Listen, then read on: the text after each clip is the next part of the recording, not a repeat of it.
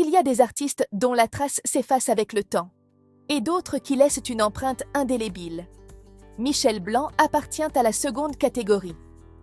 Son humour, son autodérision, son talent d'acteur et de scénariste ont marqué plusieurs générations. Mais avant de tirer sa révérence, il a voulu laisser un dernier message. Un livre. Pas n'importe lequel. Un testament artistique, un récit sincère et piquant, fidèle à l'homme qu'il était. Ce projet, il ne l'a pas initié seul. L'idée vient de Thierry Lhermitte, son complice du Splendide.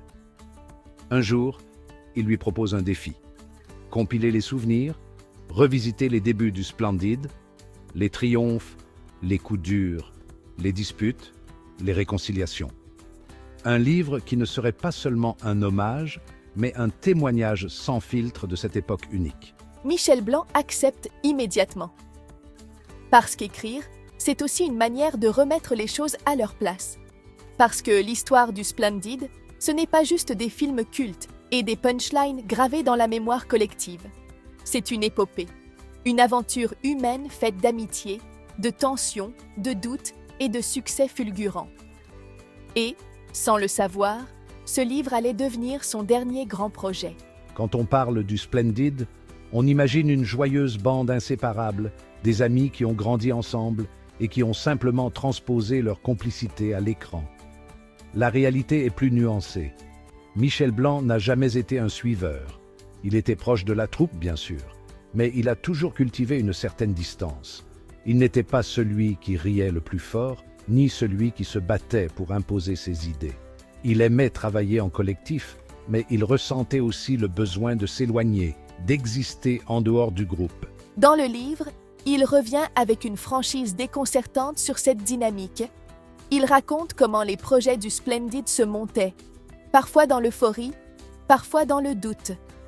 Il se souvient des longues discussions sur le scénario des Bronzés, des désaccords artistiques qui pouvaient surgir, des moments où il se demandait si sa place était vraiment là. Il parle aussi de son rapport ambigu avec Jean-Claude Duss, ce personnage culte qui a marqué sa carrière. Jouer le loser magnifique, le mec qui espère sans jamais conclure, c'était drôle au début. Mais au fil du temps, l'étiquette devenait pesante. Il craignait d'être enfermé dans cette image, de ne plus être perçu comme autre chose qu'un type maladroit et malchanceux. Dans ses écrits, il ne cherche pas à enjoliver les choses. Il assume ses doutes, ses erreurs et même ses réticences initiales à participer à Les Bronzés font du ski. Il trouvait l'idée d'une suite inutile et il ne s'en cache pas.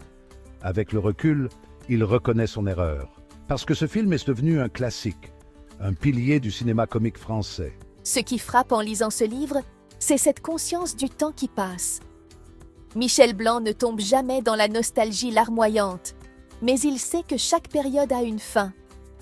Le Splendide, tel qu'il l'a connu, n'existe plus depuis longtemps. Les carrières ont évolué, les trajectoires se sont séparées, les liens ont changé. Il parle de cette évolution avec humour, mais aussi avec une certaine lucidité. Le rire, le succès, la reconnaissance, tout ça finit par s'estomper.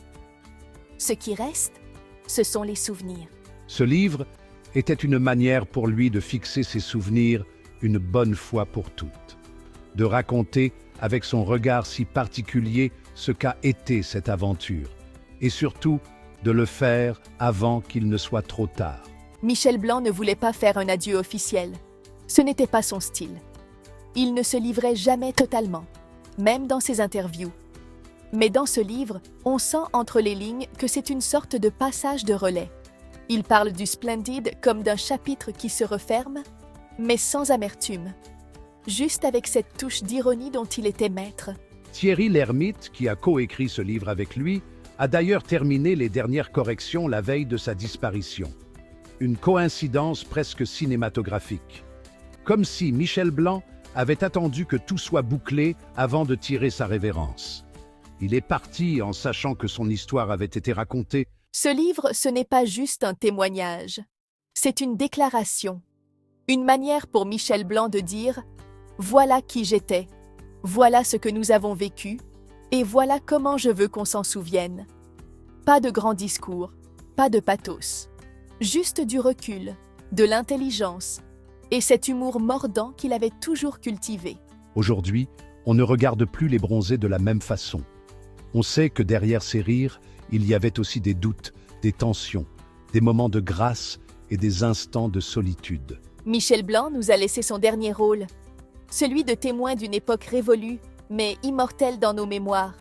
Et, comme dans un bon film du Splendid, il a su faire son entrée, jouer son rôle et disparaître sur une dernière réplique.